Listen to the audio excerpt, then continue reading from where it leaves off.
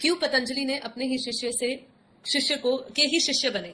तो यहाँ पे एक बहुत सुंदर बात एक और आती है कि देखिए, गुरु ने शिष्य को ज्ञान दिया, फिर उसको श्राप मिला, फिर उसके बाद वो ब्रह्म राक्षस बना, फिर उन्होंने पतंजलि जी खुद ही शिष्य बन के अपने ही शिष्य के पास गए। तो यहाँ पे तात्पर्य ये है कहने का कि आपको जो ज्ञान देने की जो समझ, ज्ञान देने की जो शक्ति आती है वो भी गुरु कृपा से ही आती है। अगर वो ब्रह्म राक्षस में उसको सभी बचे हुए सूत्रों का ज्ञान नहीं दिया होता तो वो कैसे सुना पाता। तो यहाँ पे कृपा है ना, जो कृपा है वो परमात्मा की होती है, तभी जाके आप ये सब कर सकते हो। तो यहाँ पे इसका अभिप्राय यही है कि गुरु कृपा के बिना कुछ नहीं संभव।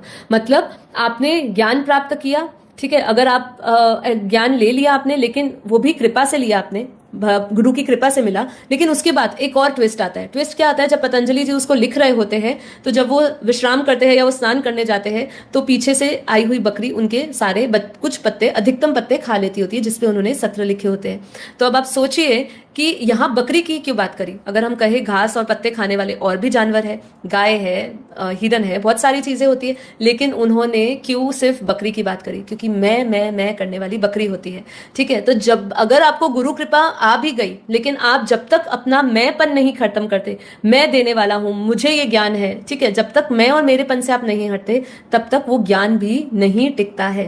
तो यहाँ पे एक बहुत सुंदर बात कह रही हूं, वो ध्यान से सुनिएगा, इसको बांध लीजिएगा। ये बेहद के ज्ञान में भी लागू होती है कि ज्ञान क्या है, जो पत्ते पर लिखता है वो तो खो जाता है। उन्होंने पत्तों पे ज्ञान लिखा ना, वो तो खो गया, वो तो बकरी खा गई।